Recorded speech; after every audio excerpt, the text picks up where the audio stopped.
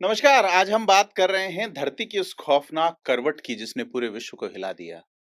रूस के कामचटक जो प्रायद्वीप है वहां 8.8 तीव्रता वाला एक विनाशकारी भूकंप आया, जो अब तक की दुनिया के 6 सबसे शक्तिशाली भूकंपों में है। भारतीय समय के अनुसार ये बुधवार सुबह 4:54 पे आया था और समुद्र की सतह से केवल 19.25 किलोमीटर की गहराई में इसका केंद्र बताया गया है और जमीन पर तेज झटकों के साथ सुनामी की आशंका कई गुना बढ़ गई है। तो आज थिंक 360 में आज हम बात करेंगे कि ऐसे भौगोलिक क्षेत्र की जो अपनी भयानक भूकंपीय और सुनामी गतिविधियों के लिए जाना जाता है। प्रशांत महासागर के चारों ओर फैला रिंग ऑफ फायर। तो बात आज रिंग ऑफ फायर की करेंगे कि क्या कारण है कि इस क्षेत्र में भूकंप और सुनामी की घटनाएं इतनी बारंबारता और गंभीरता के साथ घटित होती हैं। नमस्कार, मैं प्रदीप हूं, आप थिंक 360 देख रहे हैं। तो बात करते हैं कि रिंग ऑफ फायर है क्या? यह प्रशांत महासागर के चारों ओर फैली एक ज्वालामुखी और भूकंपीय श्रृंखला है। इसका नाम इसलिए रिंग ऑफ फायर है क्योंकि यह पृथ्वी की जो टेक्टोनिक प्लेट्स हैं, जिसको हिंदी में विवर्तनिकी प्लेट्स कहा जाता है, उनके किनारों पे स्थित है और यहाँ पे लगातार हलचल और टकराव होता रहता है। यह श्रृंखला जो है वो दक्षिण अमेरिका के ठेठ दक्षिणी सिरे से लेके न्यूजीलैंड तक लगभग 40,000 किलोमीटर में फैली हुई है और इस क्षेत्र में भूकंप और सुनामी की आवृत्ति जो है उसकी गंभीरता को कई प्रमुख कारण प्रभावित करते हैं, जिसमें प्रमुख है यही जो टेक्टोनिक प्लेट्स कह रहा हूं, उसमें हलचल और टकराव होता है। तो रिंग्स ऑफ फायर जो है वो सीधे तौर पे जो पृथ्वी की लिथोस्फेरिक प्लेट्स हैं उसकी हलचल और टकराव का एक सीधा नतीजा है।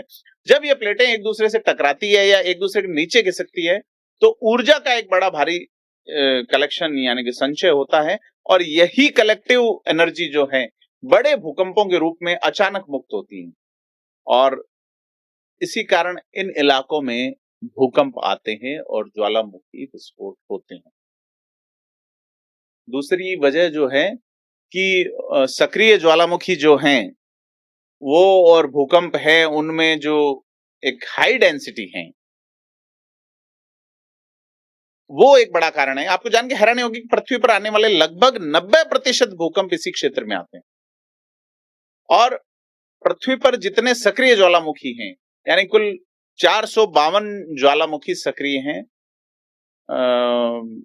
इसी इलाके में और ये कुल टोटल के 75% हैं। 600 के आसपास जो है ज्वालामुखी सक्रिय है, उसमें से 452 इसी इलाके में है और यह जो उच्च सांद्रता है इस क्षेत्र को बड़ा सक्रिय बनाती है और रिंग ऑफ फायर का एक भौगोलिक विस्तार और प्रभावित क्षेत्र भी उसे खतरनाक बनाता है। Bolivia, Chile, Ecuador, Peru, Costa Rica, Guatemala, Mexico, USA, Russia जहां भूकंप आया है, Japan, Philippines, Australia, Papua New Guinea, Indonesia, New Zealand और अंटार्कटिका से कई इलाके जो है, जैसे मैंने कहा कि दक्षिण अमेरिका का भी ठीक दक्षिणी हिस्सा ऑस्ट्रेलिया तक, न्यूजीलैंड तक, ऑस्ट्रेलिया महाद्वीप के। तो बड़ी चीज ये है कि ये सारे इलाके इससे प्रभावित होते हैं। तो रशिया का जो कामचटका प्रायद्वीप है वहां 8.8 तीव्रता का जो शक्तिशाली भूकंप आया, उसके बाद जापान, अमेरिका का कैलिफोर्निया और हवाई समेत कई प्रशांत सागर के कई तटीय इलाकों में सुनामी की चेतावनी जारी की गई और सुनामी की चपेट में आने वाले संभावित क्षेत्रों में ये जो है वो इक्वाडोर है, फिलीपींस है, मार्शल आइलैंड्स है, पलाऊ समेत कई द्वीप हैं। तो भूकंप की जो गहराई है, क्योंकि वो गहराई इंपॉर्टेंट है कि ये गहराई से ही तय होता है कि सुनामी की आशंका कितनी बढ़ेगी। यूएस जियोलॉजिकल सर्वे जो है उसमें भूकंप अगर कम गहराई, तो भैया 19.25 किलोमीटर की गहराई उसका केंद्र था, तो सतह पर तेज झटके और सुनामी की आशंका बढ़ जाती है और अगर ज्यादा गहरा है तो ये कम होती जाती है। तो बड़ी चीज ये है कि इसलिए सुनामी की चेतावनी जारी की गई है। अब इस इलाके में अगर बड़े विनाशकारी भूकंपों की बात करें कि जब कब बड़े विनाशकारी भूकंप आए और सुनामी आई, तो सबसे बड़ा भूकंप 1960 में चिली में आया था जिसमें 9.5 की तीव्रता थी, जिसमें बड़े पैमाने पर लोगों की जान चली गई थी। और इसके बाद जो है वो अगर देखा जाए ये भूकंप अलास्का में आया था जो 9.2 का तीव्रता का था और 1964 में।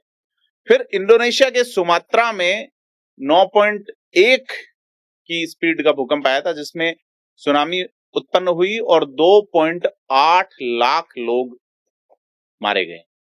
जापान के तोहोकू में 9.1 तीव्रता वाला भूकंप आया और सुनामी आई जिसने 15,000 से ज्यादा लोगों की जान ले ली।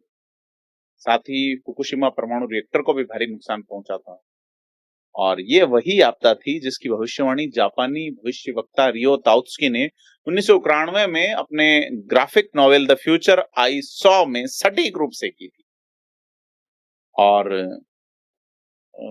ये कामचटका क्षेत्र जो है जहां भी 8.5 के आसपास स्पीड का भूकंप है, वहां 1952 में 9 की तीव्रता का भूकंप आया था और उसके बाद अभी 8.8 की तीव्रता वाला भूकंप माना गया है।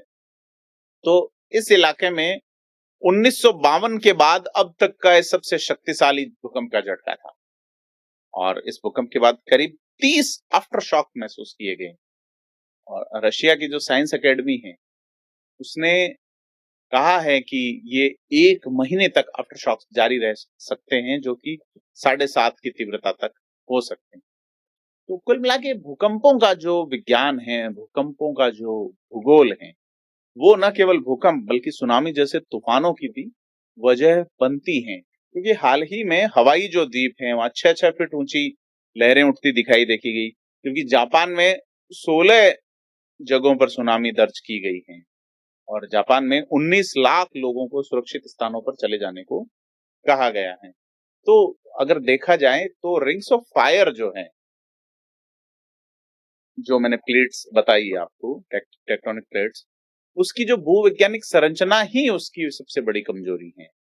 टेक्टोनिक प्लेट का ये जो सक्रिय किनारा है वो लगातार एनर्जी उत्पन्न करता है, जिससे बड़े भूकंपों और ज्वालामुखी विस्फोट की आशंका लगातार बनी रहती है। और यही कारण है कि ये क्षेत्र हमेशा भूकंप और सुनामी के खतरे में घिरा रहता है। आपको क्या लगता है, कैसी लगी आपको जानकारी, हमें कमेंट करके बताएं, वीडियो को लाइक शेयर करें।